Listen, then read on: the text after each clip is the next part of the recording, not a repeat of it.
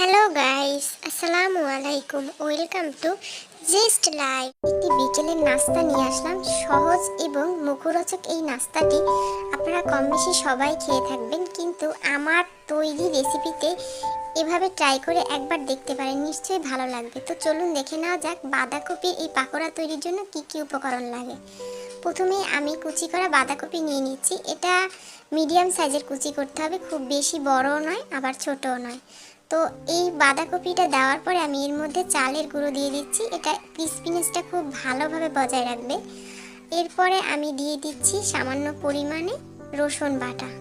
রসুন বাটাটা চেষ্টা করবেন পুরো মিহি করে বাটতে, তাহলে এটার স্বাদটা অনেক বেশি ভালো লাগবে, আর এটা অবশ্যই দেওয়ার চেষ্টা করবেন।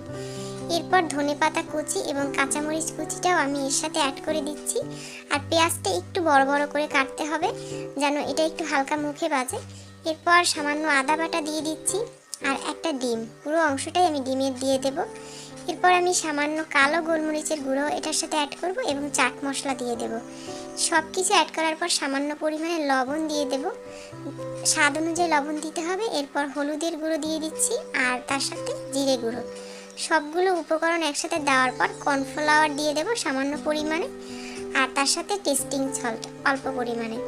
এরপর সব উপকরণ খুব সুন্দরভাবে মাখিয়ে নিতে হবে, যেন প্রত্যেকটা মশলা খুব ভালোভাবে মিশে যায়। আর এটাকে একটু নরম করার জন্য এর সাথে অল্প অল্প করে পানি অ্যাড করতে হবে। আমি সামান্য পরিমাণে পানি অ্যাড করে নিয়েছি, এটা দেখে আপনাদের তৈরি করতে হবে পানির পরিমাণটা কতটুকু দিবেন। তো আমার মিশ্রণটি তৈরি হয়ে গিয়েছিল, আপনারা দেখতে পেয়েছেন। এরপরে তেল গরম হলে আমি তাতে শেপ অনুযায়ী পাকোড়াগুলো ভেজে নেব। এটা আপনারা আপনাদের পছন্দ মতো শেপে ভেজে নেবেন, আমি এভাবেই তৈরি করে নিচ্ছি। আপনারা চাইলে এটা অন্য শেপেও তৈরি করতে পারেন। আর এটা অবশ্যই মৃদু আঁচে ভাজতে হবে, কারণ এটা যদি খুব বেশি আঁচে ভাজা হয় তাহলে ভিতরের উপকরণটা খুব একটা সিদ্ধ হবে না, কিন্তু উপর থেকে পুড়ে যেতে পারে। তাই মৃদু আঁচে আস্তে আস্তে অল্প অল্প করে এটাকে উল্টে পাল্টে ভেজে নিতে হবে। চেষ্টা করতে হবে যেন ভিতরের অংশটাও পুরোপুরিভাবে সিদ্ধ হয়ে যায় এবং উপরে ক্রিস্পি ভাবটা বজায় থাকে। তো দেখতে পাচ্ছেন আপনারা, এটা ডিপ ফ্রাই হবে। তো আমি এবার সবগুলো তুলে নিচ্ছি। এভাবে সবগুলো ধীরে আস্তে করে ভাজতে হবে এবং সময় নিয়ে ভাজবেন, তাতে আরও বেশি মজা হবে খেতে। ওইভাবে আমি বাকি পাকোড়াগুলো ভেজে নেব, খুব অল্প আছে এগুলোকে ভাজতে হবে।